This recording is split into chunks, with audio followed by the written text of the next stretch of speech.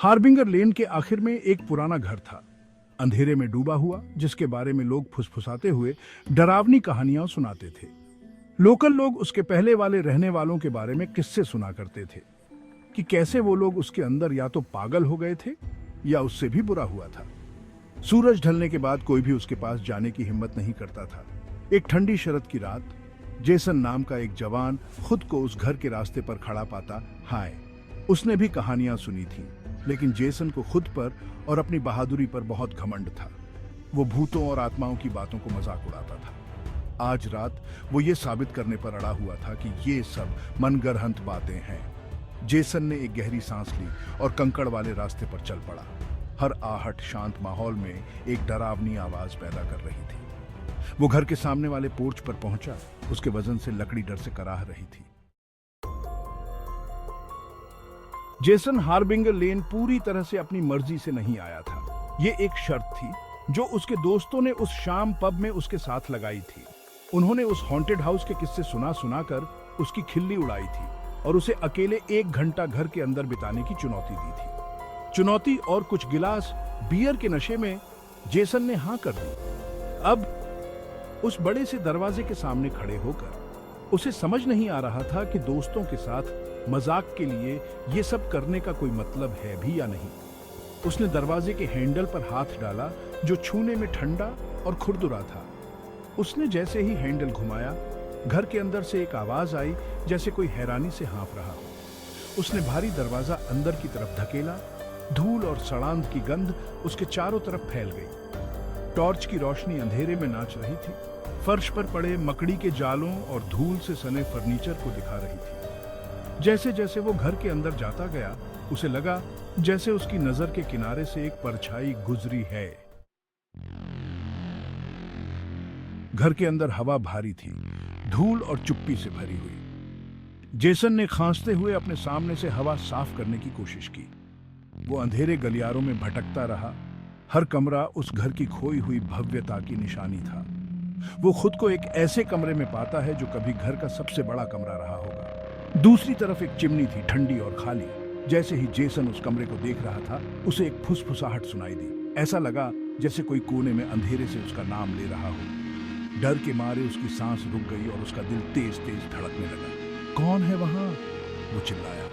बहादुर बनने की कोशिश करने के बावजूद उसकी आवाज कांप रही थी। जिस कोने से उसे फुसफुसाहट सुनाई दी थी, उसने अपनी टॉर्च की रोशनी उस पर डाली, लेकिन वहां कुछ भी नहीं था। वो एक कदम पीछे हटा। उसका हाथ किसी ठंडी और चिकनी चीज से टकराया। जेसन शीशे को घूर रहा था। एक अजीब सी ठंडक उसके ऊपर छा गई, जबकि कमरे की हवा भरी हुई थी। ये एक अजीब सा शीशा था। चांदी के फ्रेम पर सांप बने हुए थे और उनकी आंखें हल्की रोशनी में चमकती हुई लग रही थीं। उसने शीशा उठाया।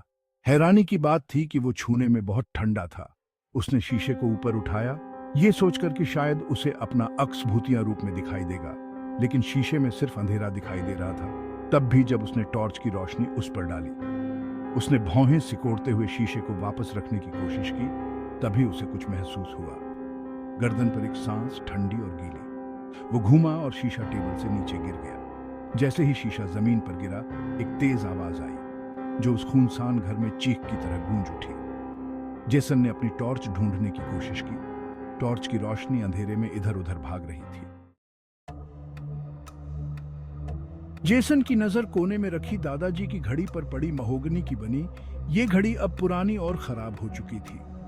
घड़ी का चेहरा फटा हुआ था और उसकी सुइयां 12 बजे पर रुकी हुई थी।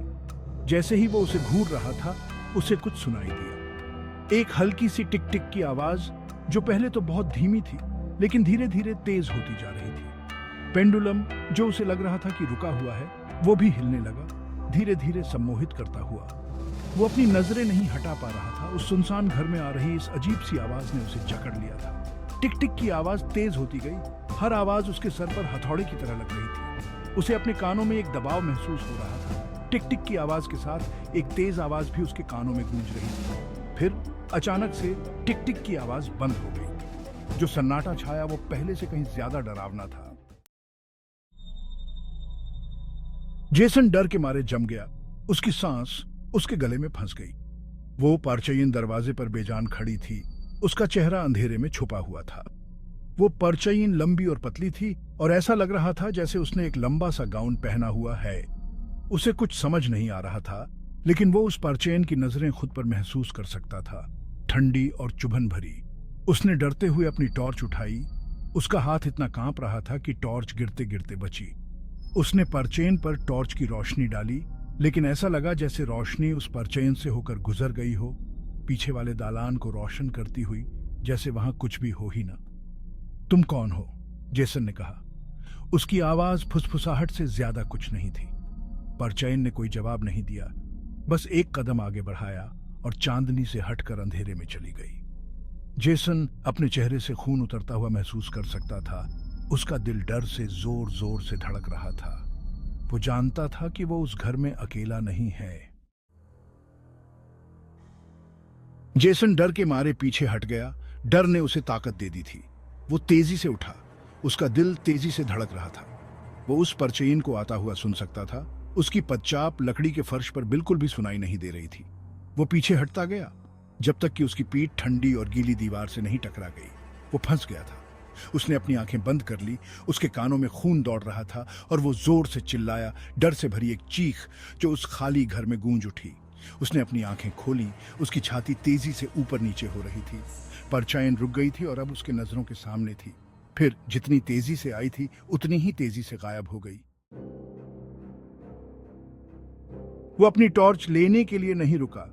उसे अब किसी चीज की परवाह नहीं थी सिवाय इस अंधेरे घर से भागने की। वो अंधेरे गलियारों में भागा।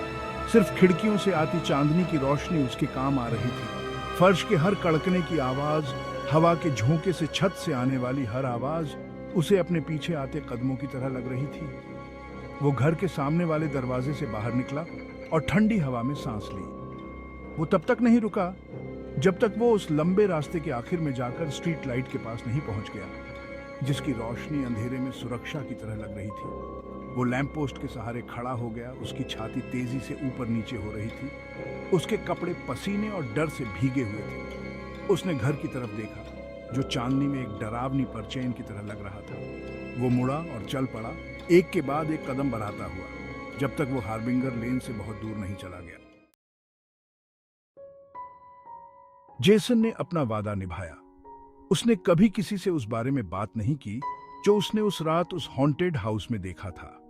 उसने हार्बिंगर लेन जाना ही छोड़ दिया। उस पहाड़ी पर बने उस पुराने घर की एक झलक भी देखने से बचता था, लेकिन उस रात की यादें और डर उसके साथ ही रहा। जब भी वो अंधेरे में अकेला होता था उसे डर लगता था। साल गुजरते गए। जेसन अपनी जिंदगी में आगे बढ़ गया, लेकिन उस रात की घटनाएं उसे कभी नहीं भूली।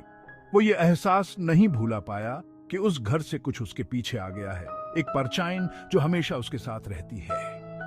उसे अपनी आंखों के कोने में चीजें दिखाई देने लगी। रात के सन्नाटे में फुसस फुसाहटें सुनाई देने लगी। एक दिन वो खुद को एक अनजानी ताकत से खींचता हुआ हार्बिंगर लेन में पाता है।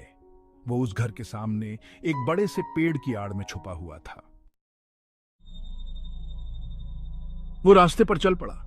उसका हर कदम उसके डर को और बढ़ा रहा था। वो घर के सामने वाले पोर्च पर पहुंचा। उसके वजन से लकड़ी कराह उठी जैसे पहले कराहती थी। उसने घर की तरफ देखा। उसकी नजरें दूसरी मंजिल पर लगी खिड़की की तरफ चली गईं। उसे समझ नहीं आ रहा था क्यों, लेकिन वो जानता था कि कोई उसे देख रहा है। उसे खिड़की में हरकत दिखाई दी। मोमबत्ती की रोशनी में एक परचयन हिल रही थी। वो अपनी नजरें नहीं हटा पा रहा था। उसे अपनी कलाई पर एक ठंडा हाथ महसूस हुआ। उस स्पर्श ने उसे डर से झुंझला दिया। उसने नीचे देखा और कुछ भी दिखाई नहीं दिया।